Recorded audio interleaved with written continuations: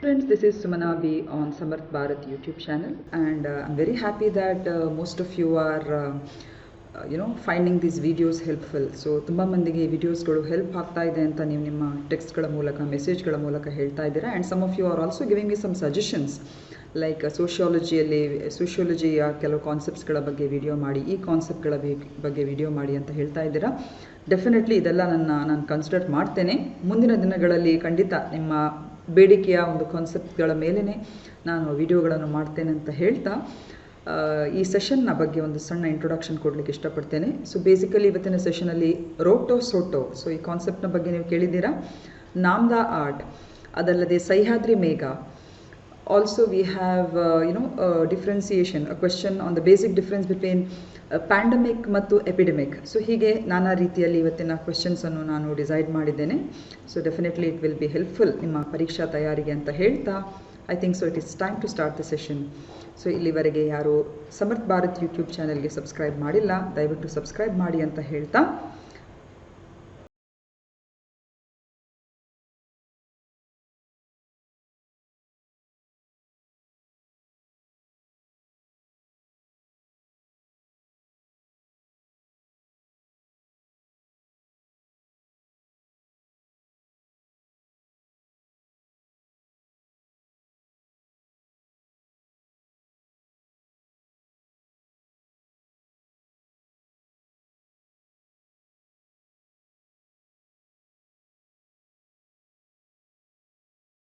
Pandemic diseases are those for which people do not have immunity and they spread around the world beyond expectations. So ಪಿಡುಗು ಕಾಯಿಲೆಗಳು ಅಂದರೆ ಜನರಿಗೆ ರೋಗ ನಿರೋಧಕ ಶಕ್ತಿಯನ್ನು ಅದರ ವಿರುದ್ಧ ಅವರು ಹೊಂದಿರುವುದಿಲ್ಲ ಮತ್ತು ಅವು ಪ್ರಪಂಚಾದ್ಯಂತ ನಿರೀಕ್ಷೆಗಳನ್ನು ಮೀರಿ ಹರಡುತ್ತದೆ. ಸೆಕೆಂಡ್ ಸ್ಟೇಟ್ಮೆಂಟ್ ಹೇಳ್ತದೆ, epidemic is a large outbreak which spreads among a population or a region. ಸಾಂಕ್ರಾಮಿಕ ರೋಗ ಒಂದು ದೊಡ್ಡ ಏಕಾಏಕಿ ರೋಗವಾಗಿದೆ. ಇದು ಜನಸಂಖ್ಯೆ ಅಥವಾ ಪ್ರದೇಶದ ನಡುವೆ ಹರಡುವಂತಹ ಒಂದು ರೋಗ ಅಂತ ಹೇಳುವಂಥದ್ದು. ಸೊ ಎರಡು ಸ್ಟೇಟ್ಮೆಂಟ್ಗಳಿಗೆ ಹೋಲಿಸಿದ್ರೆ ಸರಿಯಾಗಿರುವಂತಹ ಸ್ಟೇಟ್ಮೆಂಟ್ ಯಾವುದು? ಸೊ ಇಲ್ಲಿ ಡೆಫಿನೆಟ್ಲಿ ಆಪ್ಷನ್ ಸಿ ಕರೆಕ್ಟ್ ಆಗಿರುವಂಥ ಉತ್ತರ. ಎರಡೂ ಸ್ಟೇಟ್ಮೆಂಟ್ಗಳು ಕೂಡ ಕರೆಕ್ಟ್ ಆಗಿರುವಂಥ ಸ್ಟೇಟ್ಮೆಂಟ್ಗಳು. ಸೊ ಪ್ಯಾಂಡಮಿಕ್ ಡಿಸೀಸಸ್ಗಳಿಗೆ ಸಂಬಂಧಿಸಿದಾಗೆ, ಎಪಿಡೆಮಿಕ್ ಡಿಸೀಸಸ್ಗಳಿಗೆ ಸಂಬಂಧಿಸಿದಾಗೆ ಸ್ಟೇಟ್ಮೆಂಟ್ಗಳು ಕರೆಕ್ಟ್ ಆಗಿದೆ. ಈಗ ಪ್ಯಾಂಡಮಿಕ್ ಡಿಸೀಸ್ಗಳಿಗೆ ಸಂಬಂಧಿಸಿದ ಹಾಗೆ ಇಲ್ಲಿ ವಿವರಣೆ ಹೇಗೆ ಇದೆ ಅಂತ ಹೇಳಿದ್ರೆ, according to World Health Organisation, a pandemic is declared when a new disease for which people do not have immunity spreads around the world beyond expectations. So ಇದು ವಿಶ್ವ ಆರೋಗ್ಯ ಸಂಸ್ಥೆ ಕೊಟ್ಟಂತ ಒಂದು ವ್ಯಾಖ್ಯಾನ. ಸೊ ಪ್ಯಾಂಡಮಿಕ್, ಪಿಡುಗು ರೋಗ ಅಂತ ಹೇಳಿದ್ರೆ ಇದು ಒಮ್ಮಿಂದೊಮ್ಮೆಲೆ ಒಂದು ಹೊಸ ಉಲ್ಬಣಗೊಂಡಂತಹ ಒಂದು ರೋಗವಾಗಿದ್ದು ಅದರ ವಿರುದ್ಧ ಜನರಿಗೆ ಯಾವುದೇ ರೀತಿಯ ರೋಗ ನಿರೋಧಕ ಶಕ್ತಿ ಹೊಂದದೇ ಇದ್ದುಕೊಂಡು ಆ್ಯಂಡ್ ಇಮ್ಯುನಿಟೀಸ್ ಕರೆಕ್ಟ್ ಆಗಿಲ್ಲದೆ ಅದು ವಿಶ್ವಾದ್ಯಂತ ಅದು ಒಮ್ಮಿಂದ ಮೇಲೆ ಪಸರುವಂತಹ ಒಂದು ರೋಗ, ಅಂಥದಕ್ಕೆ ಪ್ಯಾಂಡಮಿಕ್ ಅಂತ ಹೇಳುವಂಥದ್ದು. ಸೊ ಬೇಸಿಕಲಿ ಈಗ ನಾವು ಎದುರಿಸುವಂತಹ COVID-19 ಬಹುತೇಕ ಈ ಒಂದು ಪ್ಯಾಂಡಮಿಕ್ಗೆ ಒಳ್ಳೆ ಉದಾಹರಣೆ ಅಂತ ನಾವು ಹೇಳ್ಬೋದು, ಹೌದಾ ಅಲ್ವಾ? ಸೊ ಯಾವುದೇ ಒಂದು ರೀಜನ್ ಅನ್ನು ಬಿಡದೆ ಕೂಡ ಅದು ಸರ್ವವ್ಯಾಪಕವಾಗಿ ಏನು ಹಾವಳಿ ಮಾಡ್ತಾ ಇದೆ, ಸೊ ಅಂತಹ ರೋಗಗಳಕ್ಕೆ ಪ್ಯಾಂಡಮಿಕ್ ಅಂತ ಹೇಳೋದು. ಸೊ ಪ್ಯಾಂಡಮಿಕ್ ಎಂಬ ಪದ ಇದೆಯಲ್ಲ, ಇದು ಗ್ರೀಕ್ ಭಾಷೆಯ ಪ್ಯಾನ್ ಅಂತ ಹೇಳುವಂತ ಪದ ಏನ್ ಸೂಚಿಸ್ತದೆ ಅಂತ ಹೇಳಿದ್ರೆ ಎಲ್ಲವನ್ನು. ಪ್ಯಾನ್ ಅಂತ ಹೇಳಿದ್ರೆ ಎಲ್ಲ ಅಂತ ಹೇಳುವಂತ ಸೂಚನೆ, ಅಂದ್ರೆ ಇಟ್ ಡಿನೋಟ್ಸ್ ಆಲ್ ಅಂತ ಹೇಳುವಂತ ಒಂದು ಅರ್ಥದಲ್ಲಿ ಅದು ಸೂಚನೆ ಆಗುವಂಥದ್ದು. ಡೆಮೋಸ್ ಅಂತ ಹೇಳಿದ್ರೆ it is with reference to population ಅಥವಾ ಜನರಿಗೆ ಇದು ಸೂಚಿಸುವಂಥದ್ದು.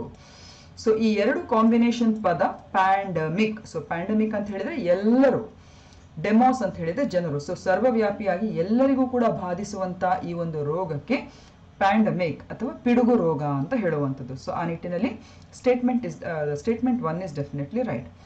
ಸೊ ಎಪಿಡೆಮಿಕ್ ರೋಗಗಳು ಅಂದ್ರೆ ಹೇಗೆ? ಇದು ಹೆಚ್ಚಾಗಿ ಇಂತಹ ರೋಗಗಳು ಕೂಡ ಒಮ್ಮಿಂದೊಮ್ಮೆಲೆ ಅದು ಹಬ್ಬುವಂಥದ್ದು. ಆದ್ರೆ ಇದು ವಿಶ್ವವ್ಯಾಪಕವಾಗಿಗಿಂತಲೂ ಜಾಸ್ತಿಯಾಗಿ ಹೆಚ್ಚಾಗಿ ಒಂದು ಪರ್ಟಿಕ್ಯುಲರ್ ರೀಜನ್ ಅಥವಾ ಒಂದು ಜನಸಂಖ್ಯೆ ಅಥವಾ ಒಂದು ಪ್ರದೇಶವನ್ನು ಹೆಚ್ಚಾಗಿ ಆವರಿಸಿಕೊಂಡಿರ್ತದೆ. So that's the only difference between epidemic and pandemic. Okay, for example, malaria, it is the best example for epidemic disease. ಇದು ಹೆಚ್ಚಾಗಿ ಟ್ರಾಪಿಕಲ್ ಏರಿಯಾಸ್ಗಳಲ್ಲಿ ಅಥವಾ ಟ್ರಾಪಿಕಲ್ ಕ್ಲೈಮೇಟ್ ಅಲ್ಲಿ ಇದು ತುಂಬಾನೇ ನಮಗೆ ಕಾಣಲಿಕ್ಕೆ ಸಿಗುವಂಥದ್ದು. ಕೋಲ್ಡರ್ ಕ್ಲೈಮೇಟ್ಸ್ಗಳಲ್ಲಿ ನಮಗೆ ಮಲೇರಿಯಾ ಹಾವಳಿ ಎಲ್ಲೂ ಹೆಚ್ಚಾಗಿ ಕಾಣಲಿಕ್ಕೆ ಸಿಗುವುದಿಲ್ಲ. ಸೊ ಒಂದು ನಿರ್ದಿಷ್ಟ ಪ್ರದೇಶವನ್ನು ಯಾವಾಗ ಒಂದು ರೋಗ ಈ ರೀತಿಯಾಗಿ ವ್ಯಾಪಿಸಿಕೊಳ್ತದೆ ಅದಕ್ಕೆ ನಾವು ಎಪಿಡೆಮಿಕ್ ಅಂತ ಹೇಳುವಂಥದ್ದು. So these are the basic differences between pandemic and epidemic. So COVID-19 ಬಗ್ಗೆ ಹೇಳುವುದಾದರೆ it is a pandemic. Okay, and ಸರಿಸುಮಾರು ವಿಶ್ವ ಆರೋಗ್ಯ ಸಂಸ್ಥೆ ಇದನ್ನು ಮಾರ್ಚ್ 2020ರಿಂದ ಪ್ಯಾಂಡಮಿಕ್ ಅಂತ ಹೇಳಿ ಅದನ್ನು ಡಿಕ್ಲೇರ್ ಮಾಡಿದೆ. The outbreak was declared as a public health emergency of international concern in January 2020 but was declared as a pandemic in March 2020 by the World Health Organization. Okay, so ಈ ಕೋವಿಡ್ನ ಈ ಒಂದು ಪತ್ತೆ ಮೊದಲನೇದಾಗಿ December 2019ರಂದು Wuhan ಚೀನಾದಲ್ಲಿ ಅದು ಆರಂಭಗೊಂಡಿರುವಂಥದ್ದು.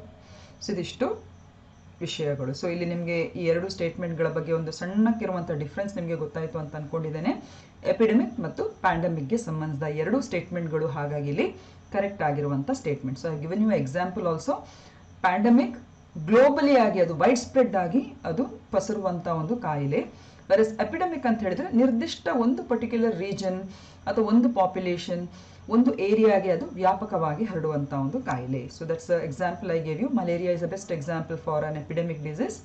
Pandemic ಈಗ ನಾವೆಲ್ಲ ಎದುರಿಸುವಂಥ ಕೋವಿಡ್-19 is a best example for pandemic disease. ಈಗ question number 2. Sahyadri Megha seen in news is related to. ಕೆಲವೊಮ್ಮೆ ಸುದ್ದಿಯಲ್ಲಿ ಇತ್ತೀಚೆಗೆ ಕಂಡುಬಂದಂತಹ ಈ ಸಹ್ಯಾದ್ರಿ ಮೇಘ ಇದು ಯಾವುದಕ್ಕೆ ಸಂಬಂಧಿಸಿದ್ದು? So it is related to what? It is option D is a right answer. ಇದೊಂದು ಕೆಂಪು ಭತ್ತದ ಒಂದು ವಿಧ. Okay, red variety of paddy. ಹಾಗೂ ಇದರಲ್ಲಿ ತುಂಬನೇ ಒಂದು ಪೋಷಕಾಂಶಗಳ ಒಂದು ಮಹತ್ವ ಇದೆ ಈ ಭತ್ತದ ಪ್ರಭೇದದಲ್ಲಿ. ಸೊ ಈ ಭತ್ತದ ಪ್ರಭೇದವನ್ನು ದೇಶೀಯವಾಗಿ ನಮ್ಮ ಕರ್ನಾಟಕದ ಒಂದು ವಿಶ್ವವಿದ್ಯಾನಿಲಯದಲ್ಲಿ ಅದನ್ನು ಅಭಿವೃದ್ಧಿಪಡಿಸಿದ್ದಾರೆ. ಹಾಗೂ ಅದಕ್ಕೆ ಹೆಸರು ಸಹ್ಯಾದ್ರಿ ಮೇಘ ಅಂತ ಹೇಳಿ ಕೊಟ್ಟಿದ್ದಾರೆ. ಓಕೆ, ಸೊ ಇದರ ಬಗ್ಗೆ ನಾವು ಹೆಚ್ಚುವರಿಯಾಗಿ ತಿಳ್ಕೊಂಡ್ಬಿಡುವ. So Sahyadri Megha is a red variety of paddy that is resistant to blast disease and which is also rich in nutrients.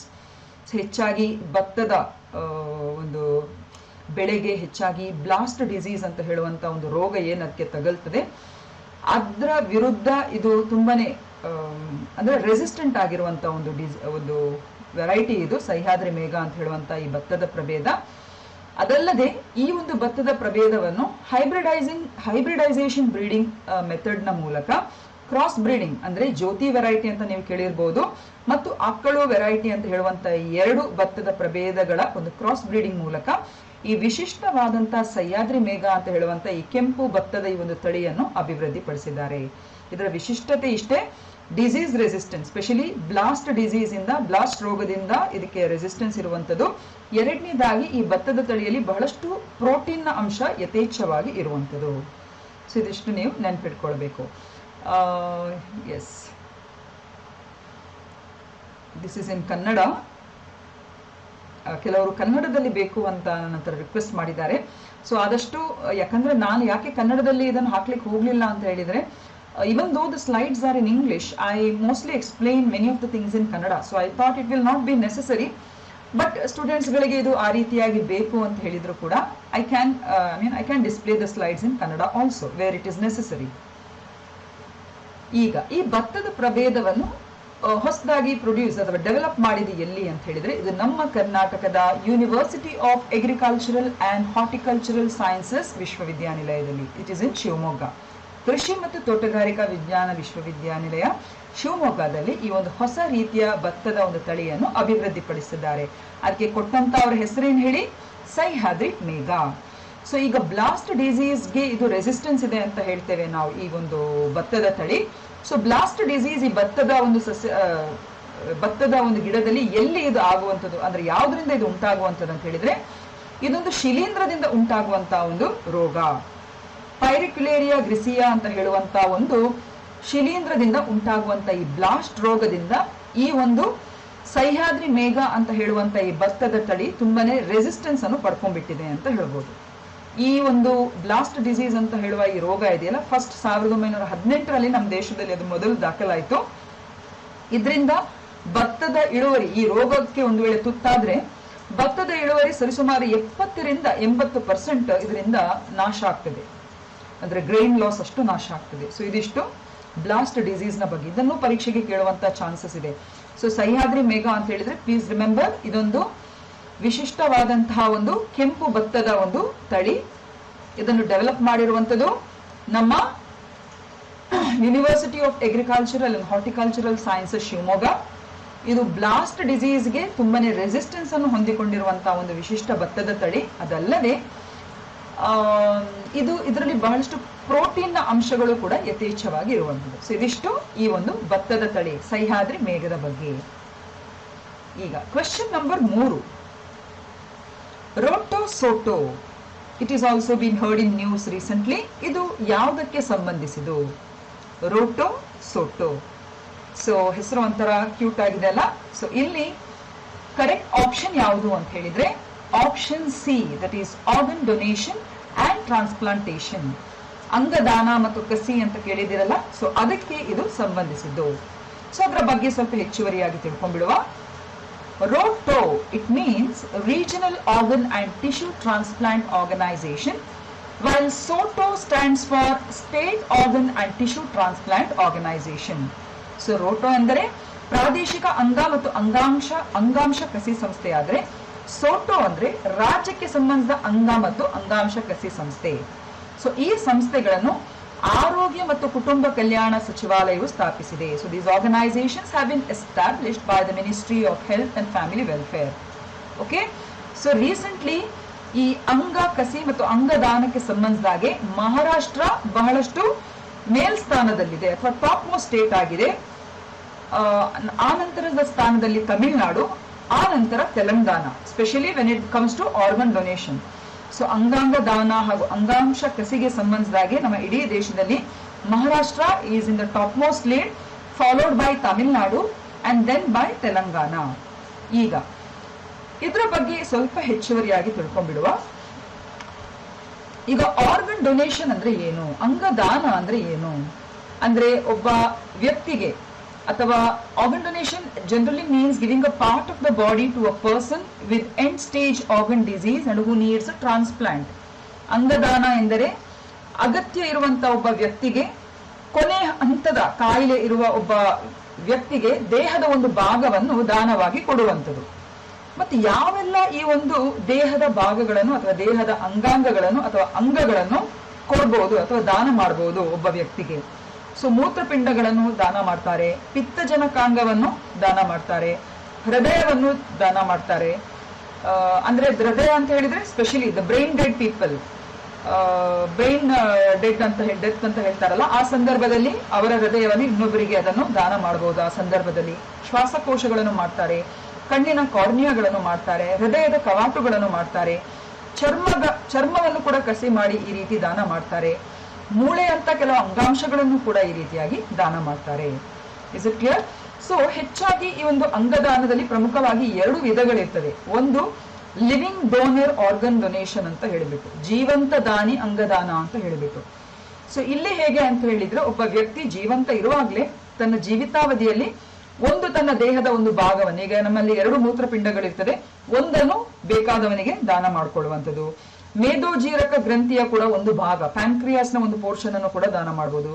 ಯಕೃತ್ತಿನ ಒಂದು ಭಾಗವನ್ನು ಕೂಡ ಅವನು ತನಗೆ ಬೇಕಾದದನ್ನಿಟ್ಟು ಒಂದು ಪೋರ್ಷನ್ ಅನ್ನು ಇನ್ನೊಬ್ಬನಿಗೆ ದಾನಿಗೆ ಅವನು ಡೊನೇಟ್ ಮಾಡಬಹುದು. ಸೊ ಇದು ಜೀವಂತ ಇದ್ದುಕೊಂಡು ತನ್ನ ಭಾಗ, ದೇಹದ ಒಂದು ಅಂಗದ ಒಂದು ದಾನವನ್ನು ಮಾಡುವಂಥದ್ದು. So that is what is called as living donor organ donation. ಎರಡನೇದು ಹೇಗೆ ಅಂತ ಹೇಳಿದ್ರೆ deceased donor organ donation. So ಇಲ್ಲಿ a person can donate multiple organs and tissues after death. So ಮೃತ ಅಂಗದಾನಿ ಅಂತ ಹೇಳಿದ್ರೆ ವ್ಯಕ್ತಿಗೆ ಹೆಚ್ಚಾಗಿ ಅವನು ಬ್ರೈನ್ ಡೆತ್ ಆಗಿರುವಂತಹ ಸಂದರ್ಭದಲ್ಲಿ ಹಾಗೂ ಕಾರ್ಡಿಯಾಕ್ ಡೆತ್ ಆಗಿರುವಂತಹ ಸಂದರ್ಭದಲ್ಲಿ ಅವನ ಅನೇಕ ಅಂಗಗಳು ಮತ್ತು ಅಂಗಾಂಶಗಳನ್ನು ಅವನು ದಾನ ಮಾಡುವಂತ ವ್ಯವಸ್ಥೆ ಇದೆ. ಸೊ ಇದಕ್ಕೆ ಮುಂಚಿತವಾಗಿ ಅವನ ಲಿಖಿತ ಪರ್ಮಿಷನ್ ಅನ್ನೆಲ್ಲ ತೆಗೆದುಕೊಳ್ಬೇಕಾಗ್ತದೆ. And sometimes people would have donate ಅಂದ್ರೆ ಹೇಳ್ತಾರೆ ತಮ್ಮ ಅಂಗಗಳನ್ನು ಒಂದು ಆಸ್ಪತ್ರೆಗಳಿಗೆ ದಾನ ಮಾಡಿಕೊಟ್ಟು ಯಾರಿಗೆ ಬೇಕಾದವರಿಗೆ ಅದನ್ನು ಪಡೆಯುವಂತ ಒಂದು ಅವಕಾಶವನ್ನು ಕೂಡ ವ್ಯಕ್ತಿ ಜೀವಂತ ಇರುವಾಗಲೇ ಆ ಡಿಕ್ಲರೇಷನ್ ಅನ್ನು ಕೊಟ್ಟು, ಆ ನಂತರ ಅವನ ನಿಧನದ ನಂತರ ಈ ರೀತಿ ಅವನ ಅಂಗಗಳನ್ನು ಅರ್ಹರಿಗೆ ಆಸ್ಪತ್ರೆಗಳ ಮೂಲಕ ದಾನ ಮಾಡಿಕೊಳ್ಳುವಂಥದ್ದು. ಓಕೆ, ಸೊ ಇದಕ್ಕೊಂದು ಈ ಅಂಗದಾನಗಳಿಗೆ ಸಂಬಂಧಿಸಿದಾಗೆ ಒಂದು ಲೀಗಲ್ ಫ್ರೇಮ್ವರ್ಕ್ ಇದೆ, ಒಂದು ಕಾನೂನು ಚೌಕಟ್ಟಿದೆ. So organ transplantation and donation is permitted by law and is covered by the Transplantation of Human Organs Act of 1994, which has allowed organ donation by live and brainstem dead donors. So ಅಂಗಾಂಗ ಕಸಿ ಮತ್ತು ದಾನಕ್ಕೆ ಸಂಬಂಧಿಸಿದಾಗೆ ಕಾನೂನಿನ ಮೂಲಕ ಒಂದು ಚೌಕಟ್ಟಿದೆ ಹಾಗೂ ಒಂದು ಕಾಯ್ದೆ ಇದೆ, ಮಾನವ ಅಂಗಗಳ ಕಸಿ ಕಾಯ್ದೆ 1994ರ ಈ ಕಾಯ್ದೆ ಅಡಿಯಲ್ಲಿ ಜೀವಂತ ಅಥವಾ ಮೆದುಳಿನ ಕಾಂಡದಿಂದ ಸತ್ತ ದಾನಿಗಳಿಂದ ಈ ಅಂಗಾಂಗ ದಾನಕ್ಕೆ ಅವಕಾಶ ಮಾಡಿಕೊಟ್ಟಿದೆ ಈ ಒಂದು ಕಾಯ್ದೆ ಅನ್ವಯ. Okay, and in 2011 the amendment of the act also brought in donation of human tissues, thereby calling the amended act as Transplantation of Human Organs and Tissues Act 2011. So ಅಂಗ ಅಂತ ಹೇಳಿದ್ರೆ ಇಲ್ಲಿ ಒಂದು ನೀವು ಡಿಫರೆನ್ಸ್ ಅನ್ನು ಗಮನಿಸಬೇಕು. ಅಂಗ ಮತ್ತು ಅಂಗಾಂಶ. ಸೊ ನಿಮಗೆಲ್ಲ ಸೆಲ್ಗಳ ಬಗ್ಗೆ ಗೊತ್ತಿದೆ, ಕೋಶಗಳ ಬಗ್ಗೆ ಗೊತ್ತಿದೆ, ಹೌದಾ ಅಲ್ವಾ? ಸೆಲ್ಸ್. ಈಗ ಹಲವಾರು ಕೋಶಗಳು ಒಟ್ಟು ಸೇರಿ ಅದು ಅಂಗಾಂಶದ ರೂಪವನ್ನು ಪಡ್ಕೊಳ್ತದೆ, ಟಿಶ್ಯೂಸ್ನ ರೂಪವನ್ನು ಪಡ್ಕೊಳ್ತದೆ. ಅದೇ ರೀತಿ ಹಲವಾರು ಟಿಶ್ಯೂಸ್ಗಳು ಅಥವಾ ಅಂಗಾಂಶಗಳು ಒಟ್ಟು ಸೇರಿ ಒಂದು ಅಂಗದ ರೂಪವನ್ನು ಪಡ್ಕೊಂಡು ನಿರ್ದಿಷ್ಟವಾದ ಒಂದು ಕಾರ್ಯವನ್ನು ಮಾಡುವಂಥದ್ದು ನಮ್ಮ ದೇಹದ ಒಂದು ರೀತಿಯ ಒಂದು ಅನಾಟಮಿಯಲ್ಲಿ ನಮಗೆ ತಿಳಿದಿರುವಂಥದ್ದು, ಹೌದಾ ಅಲ್ವಾ? ಸೊ 94ರ ಕಾಯ್ದೆ ಅಡಿಯಲ್ಲಿ ಕೇವಲ ಮಾನವ ಅಂಗಗಳ ಕಸಿ ಕಾಯ್ದೆಗೆ ಮಾತ್ರ ಆ ಕಾಯ್ದೆ ಅನ್ವಯ ಅವಕಾಶ ಇತ್ತು. ಆದ್ರೆ ಇವಾಗ ಎಷ್ಟು ಟಿಶ್ಯೂಸ್ಗಳನ್ನು ಕೂಡ ಈ ರೀತಿ ದಾನದ ಮೂಲಕ ಅದನ್ನು ಟ್ರಾನ್ಸ್ಪ್ಲಾಂಟ್ ಮಾಡ್ತಾ ಇದ್ದಾರೆ ಅಥವಾ ದಾನ ಮಾಡ್ತಾ ಇದ್ದಾರೆ. Did you understand? ಸೊ ಹಾಗಾಗಿ 2011ರಲ್ಲಿ ಇದೇ ಕಾಯ್ದೆಗೆ ತಿದ್ದುಪಡಿಯನ್ನು ತಂದು ಮಾನವ ಅಂಗಗಳ ಕಸಿ ಮತ್ತು ಅಂಗಾಂಶಗಳ ಕಸಿ ಕಾಯ್ದೆ ಅಂತ ಹೇಳಿ ಅದಕ್ಕೆ ಅಮೆಂಡ್ಮೆಂಟ್ ಅನ್ನು ತರ್ತಾರೆ 2011 ಅಲ್ಲಿ. Is it clear? So this is about organ ಡೊನೇಷನ್ಗೆ, ಅಂಗದಾನಕ್ಕೆ ಸಂಬಂಧಿಸಿದ ಇಷ್ಟೊಂದು ವಿಚಾರಗಳು. ಸೊ ಇಲ್ಲಿ ರೋಟೋ ಅಂತ ಹೇಳಿದ್ರೆ regional organ tissue transplant organisation, SOTO ಅಂದ್ರೆ state organ tissue transplant organisation. So ಇದಿಷ್ಟು ವಿಚಾರಗಳು. ಈಗ ಕ್ವೆಶ್ಚನ್ ನಂಬರ್ 4, ನಾಮ್ದಾ ಕಲೆ ಇದು ಯಾವುದಕ್ಕೆ ಸಂಬಂಧಿಸಿದು? Namda art which is recently in use is related to what? So ಇಲ್ಲಿ option A is a right answer. It's a traditional felted wool floor covering. ಇದೊಂದು ಸಾಂಪ್ರದಾಯಿಕ ಉದುರಿದ ಅಂತ ಹೇಳಿದ್ರೆ ಉದುರಿದ ಅಂತ ಹೇಳಿದ್ರೆ ಈ ನಿಜ ಅಂಶದಲ್ಲಿರುವಂತಹ ಉಣ್ಣೆ ಏನಿದೆ ಅದರ ಒಂದು ತಯಾರಿಯಲ್ಲಿ ಉಳಿದಿರುವಂತಹ ಉಣ್ಣೆಯಿಂದ ಮಾಡಿದಂತ ಒಂದು ನೆಲದ ಹೊದಿಕೆ ಆಗಿರ್ತದೆ. ಸೊ ಇಲ್ಲಿ ನೀವು ಪಿಕ್ಚರ್ ಅಲ್ಲಿ ಕಾಣಬಹುದು. So it is like this way. Did you understand? This is the file photo of Namda art. So ಈ ನಾಮ್ದಾ ಆರ್ಟ್ ಯಾಕೆ ಸುದ್ದಿಯಲ್ಲಿ ಬಂತು? It is a local term use for the traditional felted wool floor coverings made out of coarse variety of wool. Srinagar in Kashmir and Tonk in Rajasthan are the two major Namda making centers in India. So ಈ ನಾಮ್ದಾ ಅಂತ ಹೇಳುವಂತ ಈ ಒಂದು art ಏನಿದೆ ಅಥವಾ ಈ ಒಂದು ಉಣ್ಣೆಯಿಂದ ಮಾಡುವಂತ ಈ ಒಂದು ಕಾಲು ಹೊದಿಕೆ ಏನಿದೆ ಇದು ತುಂಬಾನೇ ಸೂಕ್ಷ್ಮವಾದಂತ ಒಂದು ಆರ್ಟ್ ಅದು. ಹಾಗೂ ಇದನ್ನು ಈಗ ಪ್ರಸಕ್ತ ಕಾಶ್ಮೀರದ ಶ್ರೀನಗರ ಮತ್ತು ರಾಜಸ್ಥಾನದ ಟೋಂಕದಲ್ಲಿ ಮಾತ್ರ ಒಂದು 2 ಕೇಂದ್ರಗಳಲ್ಲಿ ಇದನ್ನು ಮಾಡ್ತಾ ಇದ್ದಾರೆ. ಓಕೆ, ಅದಲ್ಲದೆ Namda making is practised as a craft in several cultures, especially in the countries throughout Asia like Iran, Afghanistan and India. So ಈ ನಾಮ್ದಾ ತಯಾರಿಕೆಯನ್ನು ಹಲವಾರು ಸಂಸ್ಕೃತಿಗಳಲ್ಲಿ ಇದನ್ನು ವಿಶೇಷವಾಗಿ ನಮ್ಮ ದೇಶದಲ್ಲೂ ಕೂಡ ಇದು ಮೂಲತಃ ಪರಿಚಯ ಆಗಿರುವಂಥದ್ದು ಇರಾನ್, ಅಫ್ಘಾನಿಸ್ತಾನದ ಮೂಲಕ. ಸೊ ಭಾರತದಲ್ಲೂ ಕೂಡ ಕಾಶ್ಮೀರದಲ್ಲಿ ತುಂಬಾ ಅದು ಒಂದು ಪ್ರಚಲಿತದಲ್ಲಿತ್ತು. ಆ ನಂತರ ಈಗ ಕೆಲವು ಕ್ಷೇತ್ರಗಳಲ್ಲಿ ಮಾತ್ರ ಅದು ತನ್ನ ಒಂದು ರೀತಿಯ ಅಸ್ತಿತ್ವವನ್ನು ಉಳಿಸ್ಕೊಂಡು ಬಿಟ್ಟಿದೆ. ಅದೇ ಆಗ ಹೇಳಿದಾಗೆ ಕಾಶ್ಮೀರದ ಶ್ರೀನಗರ ಮತ್ತು ರಾಜಸ್ಥಾನದ ಟೋಂಕ್ ಎಂಬ ಈ ನಗರಗಳು ಭಾರತದ ಈ 2 ನಾಮ್ದಾ ತಯಾರಿಕಾ ಕೇಂದ್ರಗಳಾಗಿವೆ. ನಾಮ್ದಾ. Okay. In India, it is known to have come from Iran and was actively promoted in the state under the patronage of the Mughal monarchs and the Rajput royals. So ಇದು ಭಾರತದ ಮೂಲ ಕಲೆ ಅಲ್ಲ, ಇದು ಇರಾನ್ ಇಂದ ಬಂದಿವೆ ಅಂತ ಹೇಳಿ ತಿಳಿದು ಬಂದಿದೆ. ಹಾಗೂ ಈ ಒಂದು ಕಲೆಗೆ ಮೊಘಲ್ ದೊರೆಗಳು ಮತ್ತು ರಾಜ್ಪೂತ್ ದೊರೆಗಳು ತುಂಬಾನೇ ಇದಕ್ಕೆ ಒಂದು ಎನ್ಕರೇಜ್ ಅಥವಾ ಪ್ರೋತ್ಸಾಹ ಮಾಡಿದ್ರು ಅಂತ ನಾವು ಹೇಳ್ಬೋದು. And the rich hues and exquisite designing are the hallmarks of the handcrafted Namda. And unique themes and floral patterns provide the themes for these masterpieces, and the flowers, leaves, birds, fruits are the essence of the designs. So ಒಟ್ಟಾರೆಯಾಗಿ ಇದು ಕಾಲು ಹೊದಿಕೆ ಆದರೂ ಕೂಡ ಇದನ್ನು ಬಹಳಷ್ಟು ವಿಶಿಷ್ಟ ರೀತಿಯಲ್ಲಿ ಶ್ರೀಮಂತ ವರ್ಣಗಳಿಂದ ಹಾಗೂ ವಿನ್ಯಾಸವಾದಂಥ ಸೊಗಸಾದ ವಿನ್ಯಾಸದಿಂದ ಇದನ್ನು ತಯಾರಿಸುವಂಥದ್ದು. ಅಂದರೆ ಹೂವುಗಳು, ಎಲೆಗಳು, ಮೊಗ್ಗುಗಳು, ಈ ರೀತಿಯ ವಿನ್ಯಾಸದ ಒಂದು ಪ್ಯಾಟರ್ನ್ ಅಲ್ಲಿ ಇದನ್ನು ಹೆಚ್ಚಾಗಿ ರಚಿಸ್ತಾರೆ. So this is how it is. ಹಾಗೂ ತುಂಬಾನೇ ಸಾಫ್ಟ್ ಇರ್ತದೆ ಈ ಒಂದು ಕಾಲು ಹೊದಿಕೆ ಇದೆಯಲ್ಲ, it is very very soft also. So this is nothing but Namda art. Yes, ನಮ್ಮ ಫಿಫ್ತ್ ಕ್ವೆಶ್ಚನ್.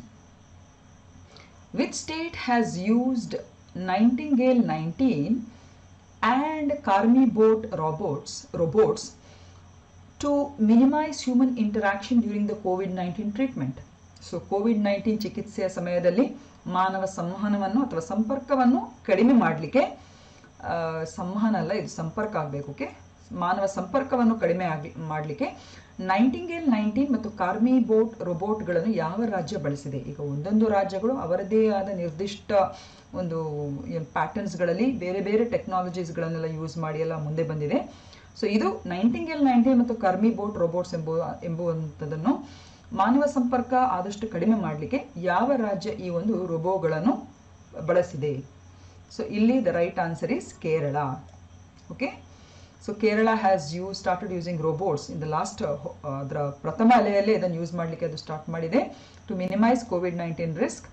ಸೊ ಆ ರೋಬೋಗೆ ಹೆಸರು ನೈಂಟಿಂಗೇಲ್ 19 ಅಂತ ಇತ್ತು. ಇದು ಹೆಚ್ಚಾಗಿ ಕೋವಿಡ್ ಪೇಷಂಟ್ಸ್ಗಳಿಗೆ ಡಿಸ್ಟ್ರಿಕ್ಟ್ ಕೋವಿಡ್ ಸೆಂಟರ್ಗಳಲ್ಲಿ ಈ ಆಹಾರ ಮತ್ತು ಔಷಧಿ ಪೂರೈಕೆಗಳನ್ನೆಲ್ಲ ಇದು ರೋಬೋ ಮಾಡ್ತಾ ಇತ್ತು. Okay, so Nightingale 19 also was designed, and this particular robo was designed by a group of engineering students with the support of State Health Department. ಇನ್ನೊಂದು CarmiBot ಅಂತ ಹೇಳುವಂತ ಒಂದು ರೋಬೋ ಇತ್ತು. It is being used to assist patients at the COVID-19 isolation ward in Ernakulam Government Medical College. ಇದು ಕೂಡ ಅಷ್ಟೇ ಆಹಾರ ಸಾಮಗ್ರಿಗಳ ಜೊತೆಯಲ್ಲಿ ಪೇಷಂಟ್ಸ್ಗಳಿಂದ ಈ ಒಂದು ಟ್ರ್ಯಾಶ್ ಇರ್ಬೋದು ಅಥವಾ ಕೆಲವೆಲ್ಲ ಸಿರಿಂಜಸ್ಗಳು, ವೇಸ್ಟ್ಗಳು, ಇದನ್ನೆಲ್ಲ ಅದು ವಾಪಸ್ ತರಲಿಕ್ಕೆ ಈ ರೀತಿಯ ಒಂದು ಟ್ರಾನ್ಸಾಕ್ಷನ್ ಅನ್ನು ಮಾಡಲಿಕ್ಕೆ ಈ ರೋಬೋಗಳು ಹೆಲ್ಪ್ ಮಾಡ್ತಾ ಇತ್ತು. ಅದಲ್ಲದೆ ವಿಡಿಯೋ ಕಾಲ್ಗಳನ್ನು ಕೂಡ ಡಾಕ್ಟರ್ ಮತ್ತು ಪೇಷಂಟ್ಸ್ಗಳ ಮಧ್ಯೆ ಎನೇಬಲ್ ಮಾಡಲಿಕ್ಕೆ ಈ ಒಂದು CarmiBot ಎಂಬ ರೋಬೋ ಕೂಡ ಅದು ಹೆಲ್ಪ್ ಮಾಡ್ತಾ ಇತ್ತು. So this is about the 2 robots which were used by the Kerala government to minimize the COVID-19 risk and the contact between the patients and the frontline workers. Okay, question number 6.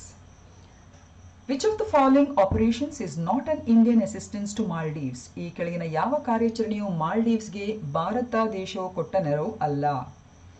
Operation ನೀರ್, ಸಂಜೀವಿನಿ, cactus, ginger ಅಂತೆಲ್ಲ ಇದೆ ಇಲ್ಲಿ. Okay, ಇದು cactus ಅಂತಲೇ consider ಮಾಡುವಾಯ್ತಾ, ಯಾಕೆಂದ್ರೆ it's a name of an operation. Okay, operation ಶುಂಠಿ ಅಂತ ಬಂದಿದೆ. Okay, operation ginger. Okay, yes. So ಇಲ್ಲಿ ಯಾವ ಆಪರೇಷನ್ ಅಥವಾ ಕಾರ್ಯಾಚರಣೆ ಮಾಲ್ಡೀವ್ಸ್ಗೆ ಭಾರತ ಮಾಡಿದಲ್ಲ ಅಂತ ಹೇಳಿದ್ರೆ the right answer is option ginger. This is the right answer. Okay, ಯಾಕಂದ್ರೆ ಆಪರೇಷನ್ ನೀರ್, ಸಂಜೀವಿನಿ, ಕ್ಯಾಕ್ಟಸ್ ಎಲ್ಲ ಕಾರ್ಯಾಚರಣೆಗಳು ಭಾರತ ದೇಶ ಮಾಲ್ಡೀವ್ಸ್ಗೆ ಬೇರೆ ಬೇರೆ ಹಂತಗಳಲ್ಲಿ ಕೊಟ್ಟಂತ ಒಂದು ನೆರವು. ಬಟ್ ಆಪರೇಷನ್ ಜಿಂಜರ್ ಮತ್ತು ಮಾಲ್ಡೀವ್ಸ್ಗೆ ಯಾವುದೇ ರೀತಿಯ ಸಂಬಂಧ ಇಲ್ಲ. ಹಾಗಿದ್ರೆ ಏನು ಕರೆಕ್ಟ್ ಆನ್ಸರ್ ಅಂತ ನಾವು ತಿಳ್ಕೊಂಡ್ಬಿಡುವ. ಆಪರೇಷನ್ ನೀರನ್ನು ಭಾರತ ಯಾವಾಗ ಇದು ಮಾಡಿತ್ತು ಅಂತ ಹೇಳಿದ್ರೆ, ನೀರ್ ಅಂತ ಹೇಳಿದ್ರೆ ಮಲಯಾಳಂ ಅಲ್ಲಿ ಅಥವಾ ಜನರಲ್ ಅಲ್ಲಿ ಇವನ್ ಇನ್ ತುಳು ಅಥವಾ ಕನ್ನಡದಲ್ಲಿ ನೀರು ಅಂತ ಹೇಳ್ತೇವೆ. So basically it is with reference to drinking water. So ಮಾಲ್ಡೀವ್ಸ್ಗೆ 2014ರಲ್ಲಿ ಕುಡಿಯುವ ನೀರಿನ ಒಂದು ಅಭಾವ ಕಂಡು ಬಂದಂತ ಸಂದರ್ಭದಲ್ಲಿ ಭಾರತ ಆಪರೇಷನ್ ನೀರ್ ಅಂತ ಹೇಳುವಂತ ಈ ಕಾರ್ಯಾಚರಣೆ ಅಡಿಯಲ್ಲಿ ಕುಡಿಯುವ ನೀರಿನ ಒಂದು ಸಪ್ಲೈ ಅನ್ನು ಮಾಲ್ಡೀವ್ಸ್ಗೆ ನೆರವಿನ ಹಸ್ತದ ರೂಪದಲ್ಲಿ ಅದು ಕೊಟ್ಟಿರುವಂಥದ್ದು. And under Operation Sanjeevani, India has supplied 6.2 tons of essential medicines to Maldives as an assistance in the fight against COVID-19. So operation Sanjeevani ಅಡಿಯಲ್ಲಿ ಕೂಡ ಭಾರತ 6.2 ಟನ್ ಅಗತ್ಯವಿರುವಂತಹ ಈ ಔಷಧ ಸಾಮಗ್ರಿಗಳನ್ನೆಲ್ಲ ಮಾಲ್ಡೀವ್ಸ್ಗೆ ಈ ಕೋವಿಡ್-19ನ ವಿರುದ್ಧ ಹೋರಾಟದ ನಡುವಲ್ಲಿ ಇದು ಅಂದ್ರೆ ಕಳೆದ ಇದರಲ್ಲಿ ಅಂದ್ರೆ ಫಸ್ಟ್ ವೇವ್ನ ಸಂದರ್ಭದಲ್ಲಿ ಇದು ಕೊಟ್ಟಿರುವಂಥದ್ದು. ಇನ್ನೊಂದು ಆಪರೇಷನ್ ಕ್ಯಾಕ್ಟಸ್ ಅಂತ ಇದೆ. ಇದು 1988ರಲ್ಲಿ ಮಾಲ್ಡೀವ್ಸ್ ಅಲ್ಲಿ ಒಂದು ಆಂತರಿಕ ದಂಗೆ ಉತ್ಪತ್ತಿಯಾದಾಗ ಸರ್ಕಾರ ಮತ್ತು ಸ್ಥಳೀಯರ ನಡುವೆ ಒಂದು ದಂಗೆ ಅಂದ್ರೆ ಒಂದು ಕೂಪ್, ಆ ಸರ್ಕಾರದ ವಿರುದ್ಧ ಒಂದು ದಂಗೆ ಏರ್ಪಾಟಾದಾಗ ಅದನ್ನು ನಿಯಂತ್ರಿಸಲಿಕ್ಕೆ ಇಂಡಿಯನ್ ಆರ್ಮ್ಡ್ ಫೋರ್ಸಸ್ ಅವರು ನಡೆಸಿದಂತಹ ಒಂದು ಕಾರ್ಯಾಚರಣೆ. ಸೊ ಆಲ್ ದೀಸ್ ಆಪರೇಷನ್ ನೀರ್, operation Sanjeevini and Operation Cactus are all related to various operations related to Maldives. But when it comes to Operation Ginger, Indian Army conducted a deadliest cross-border raid in Pakistan. Okay, ಇದು operation ginger ಭಾರತದ army ಪಾಕಿಸ್ತಾನದ ಮೇಲೆ ಮಾರಣಾಂತಿಕವಾಗಿ ನಡೆದಂತ ಒಂದು ಗಡಿ ದಾಳಿಗೆ ಸಂಬಂಧಿಸಿರುವಂಥದ್ದು. ಹಾಗದನ್ನು ಮಟ್ಟ ಹಾಕಲಿಕ್ಕೆ ಭಾರತ ನಡೆಸಿದಂತ ಒಂದು ಪ್ರತಿ ಕಾರ್ಯತಂತ್ರದ ರೂಪವೇ operation ginger. Okay, so Operation Ginger is related to India and Pakistan, the operation, but whereas the other three are related to India and Maldives. Okay, question number 7. Operation Namaste recently in the news ಅಂತ ಹೇಳಿದ್ರೆ this is related to the last year. It is related to what? So Operation Namaste ಎಂಬುದು ಯಾವುದರ ಬಗ್ಗೆ ಅಂತ ನಿಮಗೆ ಗೊತ್ತಿರಬೇಕು, that's all. So ಇಲ್ಲಿ the right answer is option A.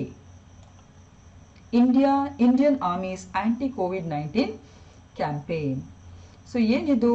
So the Indian Army has codenamed his anti-COVID-19 campaign as Operation Namaste to help the government in its fight against the pandemic. So ಭಾರತದ ಸೇನೆ ಏನಿದೆ ಅದು ಈ COVID-19 ವಿರುದ್ಧದ ಒಂದು ಕಾರ್ಯಾಚರಣೆಯ ನಿಮಿತ್ತ ಆಪರೇಷನ್ ನಮಸ್ತೆ ಅಂತ ಹೇಳುವಂತ ಒಂದು ಹೆಸರಲ್ಲಿ ಸರ್ಕಾರಕ್ಕೆ ಸಹಾಯ ಆಗುವ ನಿಟ್ಟಿನಲ್ಲಿ ಈ ಪ್ಯಾಂಡಮಿಕ್ನ ವಿರುದ್ಧ ಒಂದು ಜಯ ಗಳಿಸಲಿಕ್ಕೆ ಒಂದು ಈ ರೀತಿಯ ಕಾರ್ಯಾಚರಣೆಯನ್ನು ಅದು ಇದು ಮಾಡಿದೆ. ಸೊ ಇದರಲ್ಲಿ ಹೇಗೆ ಅಂತ ಹೇಳಿದ್ರೆ ಈ ಕಾರ್ಯಾಚರಣೆಯ ಪ್ರಕಾರ the soldiers are advise to follow the lockdown. ಅವರು ಲಾಕ್ಡೌನ್ನ ಪ್ರತಿಯೊಂದು ನಿಯಮಾವಳಿಗಳನ್ನು ಸರಿಯಾದ ರೀತಿಯಲ್ಲಿ ಅದನ್ನು ಪಾಲಿಸಬೇಕು. Wherever they do not have any operational role and stay fit. So ಎಲ್ಲೆಲ್ಲಿ ಅವರಿಗೆ ಕಾರ್ಯಾಚರಣೆಗೆ ಸಂಬಂಧಿಸಿದ ಯಾವುದೇ ರೀತಿಯ ಕಾರ್ಯಭಾರ ಇಲ್ಲದಂತಹ ಸಂದರ್ಭದಲ್ಲಿ ಈ ಲಾಕ್ಡೌನ್ ಅನ್ನು ಪರಿಪೂರ್ಣವಾಗಿ ಅವರು ಪಾಲಿಸಿಕೊಳ್ಬೇಕು ಮತ್ತು ಫಿಟ್ ಆಗಿ ಅವರು ಇಟ್ಕೊಬೇಕು. And they are assured that their families will be taken care of. ಅದಲ್ಲದೆ ಅವರು ದೂರ ಇರುವಂತಹ ಸಂದರ್ಭದಲ್ಲೂ ಕೂಡ ಕುಟುಂಬದ ಎಲ್ಲ ಒಂದು ಯೋಗಕ್ಷೇಮವನ್ನು ವಿಚಾರಿಸುವಂತ ಹಾಗೂ ಅದರ ಬಗ್ಗೆ ಮುತುವರ್ಜಿ ತೆಗೆದುಕೊಳ್ಳುವಂತ ಒಂದು ಅಶ್ಯೂರೆನ್ಸ್ ಅನ್ನು ಕೂಡ ಇಂಡಿಯನ್ ಆರ್ಮಿ ನಮ್ಮ ಸೈನಿಕರಿಗೆ ಕೊಟ್ಟಿರುವಂಥದ್ದು. Leave extension of those on leave as well as curtailment of leave to bare minimum have been imposed. So ಕೆಲವರಿಗೆ leave extension of those on leave.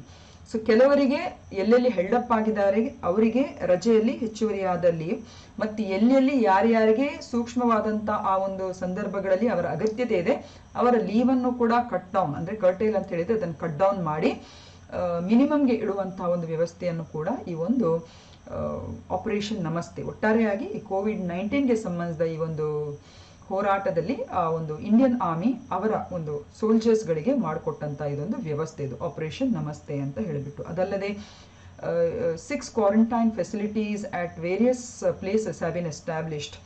So quarantine ಫೆಸಿಲಿಟೀಸ್ಗಳಿಗೂ ಕೂಡ ಇದನ್ನು ಎಸ್ಟಾಬ್ಲಿಷ್ ಮಾಡಿದ್ದಾರೆ.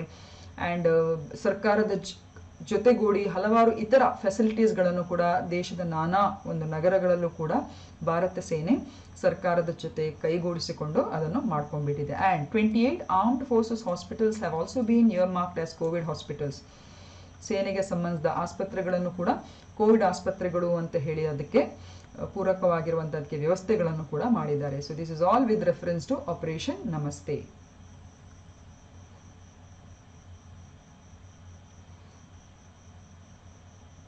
ಏನಿಲ್ಲ, ಇದು ಆಪರೇಷನ್ ನಮಸ್ತೆ ಅಂತ ಹೇಳಿದ್ರೆ it is related to Bharat ಸೇನೆ ಕೋವಿಡ್-19 ವಿರೋಧಿ ಅಭಿಯಾನಕ್ಕೆ ಸಂಬಂಧಿಸಿದ ಒಂದು ಕಾರ್ಯಾಚರಣೆ. ಇದನ್ನಿಷ್ಟು ನೀವು ನೆನಪಿಟ್ಕೊಳ್ಬೇಕು. ಓಕೆ, ಇದು ಕ್ವೆಶ್ಚನ್ ನಂಬರ್ 8. ಇಲ್ಲಿರುವಂತ ಉತ್ಸವಗಳು ಮತ್ತು ಅದಕ್ಕೆ ಸಂಬಂಧಿಸಿದ ರಾಜ್ಯಗಳ ಬಗ್ಗೆ ಇಲ್ಲಿ ಒಂದು ಪಟ್ಟಿ ಇದೆ. ಸೊ ಇಲ್ಲಿ ನೀವು ತಪ್ಪಾಗಿರುವಂತ ಒಂದು ಹೊಂದಿಕೆಯನ್ನು ನೀವು ಇಲ್ಲಿ ಆಯ್ಕೆ ಮಾಡ್ಕೊಳ್ಬೇಕು. The festivities or the festivals and the states which are not properly matched, those you have to select. So illi option B is the right answer. Yakandre Yugadi of course Karnatakakke sambandhiಸಿದ್ದು, but Sajibu Cherabo anta ಹೇಳುವಂತದ್ದು it is not related to Nagaland. ಅದೇ ರೀತಿ Navre is not related to Gujarat. ಆದ್ರೆ ಗುಡಿ Padwa definite ಆಗಿದ್ದು ಮಹಾರಾಷ್ಟ್ರದಲ್ಲಿ ಅವರು ಆಚರಿಸುವಂತ ಒಂದು ಹೊಸ ವರ್ಷ, ಅದಕ್ಕೆ ಗುಡಿ ಪಾಡ್ವಾ ಅಂತ ಹೇಳ್ತಾರೆ. So only 1 and 4 are correct, but 2 and 3 are not correct. So we can see here that Sajibu Cheraba is a New Year festival in Manipur. ಅದೇ ರೀತಿ ನವ್ರೆ ಅಂತ ಹೇಳಿದ್ರೆ ಅದು ಕಾಶ್ಮೀರದಲ್ಲಿ ಕಾಶ್ಮೀರ ಪಂಡಿತರು ಆಚರಿಸುವಂತ ಹೊಸ ವರ್ಷಕ್ಕೆ ನಾವು ನವ್ರೆ ಅಂತ ಹೇಳುವಂಥದ್ದು. ಓಕೆ, ಸೊ ಹಿಯರ್ ನಾಗಾಲ್ಯಾಂಡ್ ಅಲ್ಲಿ ಎಲ್ಲ ಇದು ಮಣಿಪುರದಲ್ಲಿ, ಅಂಡ್ ನವ್ರೆ ಅಂತ ಹೇಳಿದ್ರೆ ಇದು ಕಾಶ್ಮೀರದಲ್ಲಿ, ಜಮ್ಮು ಕಾಶ್ಮೀರದಲ್ಲಿ ಆಚರಿಸುವಂತ ಹಬ್ಬ. Okay, question number 9. This is a very important question. Union Defence Minister Rajnath Singh has launched a book titled Invincible, based on which former Union Minister? ಕೇಂದ್ರ ರಕ್ಷಣಾ ಸಚಿವರಾದ ರಾಜನಾಥ್ ಸಿಂಗ್ ಅವರು ಯಾವ ಮಾಜಿ ಕೇಂದ್ರ ಸಚಿವರ ಆಧಾರದ ಮೇಲೆ ಅಂದರೆ ಜೀವನ ಆಧಾರದ ಮೇಲೆ ಇನ್ವಿನ್ಸಿಬಲ್ ಎಂಬ ಪುಸ್ತಕವನ್ನು ಬಿಡುಗಡೆ ಮಾಡಿದ್ದಾರೆ?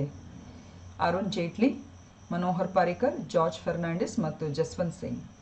Yes, of course, here the right answer is option B, that is Manohar Parrikar. So, Union Defence Minister Rajnath Singh has paid tribute to the late Goa Chief Minister and former Defence Minister Manohar Parrikar ahead of his death anniversary, and he also launched a book titled Invincible, a tribute to Manohar Parrikar.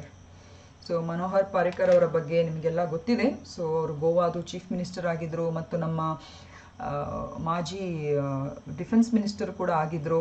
So ತುಂಬ ಉತ್ತಮ ರೀತಿಯಲ್ಲಿ ಅವರು ಸೇವೆ ಸಲ್ಲಿಸಿದ್ದಾರೆ. ಆದರೆ ಕಾರಣಾಂತರದಿಂದ ಅನಾರೋಗ್ಯದಿಂದ ಅವರು ಇತ್ತೀಚೆಗೆ ಅವರು ಸಾವನ್ನಪ್ಪಿದ್ದಾರೆ, ಹೌದಾ ಅಲ್ವಾ? ಸೊ ಹಾಗಾಗಿ ಇವರ ಒಂದು ವಿಶಿಷ್ಟತೆ ಅಥವಾ ಇವರ ಒಂದು ನೆನಪಿಗಾಗಿ ಇನ್ವಿನ್ಸಿಬಲ್ ಅಂತ ಹೇಳುವಂಥ ಈ ಪುಸ್ತಕವನ್ನು ಅವರಿಗೆ ಡೆಡಿಕೇಟ್ ಮಾಡಿರುವಂಥದ್ದು, ಮನೋಹರ್ ಪಾರಿಕರ್ ಅವರಿಗೆ. Okay, question number 10. ಸಿಲ್ಕ್ ಸಮಗ್ರ. ಸೊ ಈ ಥರ ಸ್ಟೇಟ್ಮೆಂಟ್ ಟೈಪ್ಸನ್ನು ನಾವು ಸರಿಯಾದ ರೀತಿಯಲ್ಲಿ ಅನಲೈಸ್ ಮಾಡಬೇಕು. Silk Samagra is a central sector scheme for the development of sericulture in the country. ರೇಷ್ಮೆ ಸಮಗ್ರವು ದೇಶದ ಸೆರಿಕಲ್ಚರ್ ಅಥವಾ ರೇಷ್ಮೆ ಕೃಷಿ ಅಭಿವೃದ್ಧಿಗೆ ಒಂದು ಕೇಂದ್ರ ವಲಯದ ಯೋಜನೆಯಾಗಿದೆ. ಎರಡನೇದು, the scheme is being implemented by the Central Silk board. ಈ ಯೋಜನೆಯನ್ನು ಕೇಂದ್ರ ರೇಷ್ಮೆ ಮಂಡಳಿಯು ಇದನ್ನು ಜಾರಿಗೊಳಿಸ್ತಾ ಇದೆ. ಸ್ಟೇಟ್ಮೆಂಟ್ ಸಿ ಹೇಳ್ತದೆ, India produces only 3 kinds of silk. ಭಾರತವು ಕೇವಲ 3 ಬಗೆಯ ರೇಷ್ಮೆಯನ್ನು ಉತ್ಪಾದಿಸುತ್ತದೆ, ಕಮರ್ಷಿಯಲ್ ನಿಟ್ಟಿನಲ್ಲಿ ನಾನು ಹೇಳುವುದಾದರೆ. ಸೊ ಈ 3 ಸ್ಟೇಟ್ಮೆಂಟ್ಗಳಿಗೆ ಸಂಬಂಧಿಸಿದಾಗೆ which is the not or which statement is not correct, ಯಾವುದು ಇಲ್ಲಿ ತಪ್ಪಾಗಿರುವಂಥ ಸ್ಟೇಟ್ಮೆಂಟ್ ಅಂತ ಹೇಳಿ ನೀವು ಇಲ್ಲಿ ಆಯ್ಕೆ ಮಾಡ್ಕೊಬೇಕು. ಓಕೆ, ಸೊ ಇಲ್ಲಿ the first statement is correct. Definitely silk Samagra is a central sector scheme. ನಾನು ಹಿಂದೆ ಕೆಲವು ಕ್ಲಾಸಸ್ಗಳಲ್ಲಿ ಅದರ ಬಗ್ಗೆ ಹೇಳಿದ್ದೇನೆ ನಿಮಗೆ. ಕೇಂದ್ರ ವಲಯ ಯೋಜನೆ ಮತ್ತು ಕೇಂದ್ರ ಪ್ರಾಯೋಜಿತ ಯೋಜನೆಗಳ ಡಿಫ್ರೆನ್ಸ್ ಅನ್ನು ನಿಮಗೆ ಹಿಂದಿನ ನನ್ನ ವಿಡಿಯೋಸ್ಗಳು ನೋಡಿದರೆ ನಿಮಗೆ ಗೊತ್ತಾಗ್ತದೆ. ಸೆಕ್ಟರ್ ಸ್ಕೀಮ್ ಅಂತ ಹೇಳಿದ್ರೆ ಅದು ಪೂರ್ತಿಯಾಗಿ ಕೇಂದ್ರ ಸರ್ಕಾರದಿಂದಲೇ ಪ್ರಾಯೋಜನೆಗೊಂಡಿರುವಂಥ ಒಂದು ಯೋಜನೆ. ವೆರಸ್ ಕೇಂದ್ರ ಪ್ರಾಯೋಜಿತ ಅಂದರೆ ಕೇಂದ್ರ ಪ್ರಾಯೋಜಿತ ಯೋಜನೆ ಅಂತ ಹೇಳಿದ್ರೆ, ಸೆಂಟ್ರಲ್ ಸ್ಪಾನ್ಸರ್ಡ್ ಸ್ಕೀಮ್ ಅಂತ ಹೇಳಿದ್ರೆ, ಇಲ್ಲಿ ಕೇಂದ್ರ ಮತ್ತು ರಾಜ್ಯದ ನಡುವೆ ಒಂದು ರೇಷಿಯೋ ನಿರ್ಮಾಣಗೊಳ್ತದೆ, 60-40, 50-50, 80-20. ಸೊ ಆ ಆಧಾರದಲ್ಲಿ ಆ ಯೋಜನೆಗಳ ಒಂದು ಡಿಸ್ಟ್ರಿಬ್ಯೂಷನ್ ಆಗ್ತದೆ. ಆದರೆ ಸೆಕ್ಟರ್ ಸ್ಕೀಮ್ ಅಂತ ಹೇಳಿದ್ರೆ, ಸೆಂಟ್ರಲ್ ಸೆಕ್ಟರ್ ಸ್ಕೀಮ್ ಅಂತ ಹೇಳಿದ್ರೆ ಹೆಚ್ಚಾಗಿ ಇದು ಸೆಂಟ್ರಲ್ ಅಂದ್ರೆ ಕೇಂದ್ರ ಪಟ್ಟಿಯಲ್ಲಿರುವಂತಹ ವಿಷಯಗಳ ಬಗ್ಗೆನೇ ಇದರಲ್ಲಿ ಹೆಚ್ಚಾಗಿ ಯೋಜನೆಗಳನ್ನು ರೂಪಿಸ್ತಾರೆ ಹಾಗೂ ಪೂರ್ತಿಯಾಗಿ ಕೇಂದ್ರ ಸರ್ಕಾರವೇ ಇದನ್ನು ಜಾರಿಗೊಳಿಸುವುದರಲ್ಲಿ ಮಹತ್ತರವಾದ ಪಾತ್ರವನ್ನು ಇದು ವಹಿಸಿಕೊಳ್ಳುವಂಥದ್ದು. ಸೊ ಡೆಫಿನೆಟ್ಲಿ ಸಿಲ್ಕ್ ಸಮಗ್ರ ಎಂಬುದು it is a central sector scheme. ಮುಖ್ಯವಾಗಿ ರೇಷ್ಮೆ ಕೃಷಿಗೆ ಸಂಬಂಧಿಸಿದಾಗಿರುವಂತಹ ಒಂದು ವಿಶಿಷ್ಟವಾದಂಥ ಅದರ ಅಭಿವೃದ್ಧಿಗೆ ಸಂಬಂಧಿಸಿದಾಗಿರುವಂಥ ವಿಶಿಷ್ಟ ಯೋಜನೆ ಇದು.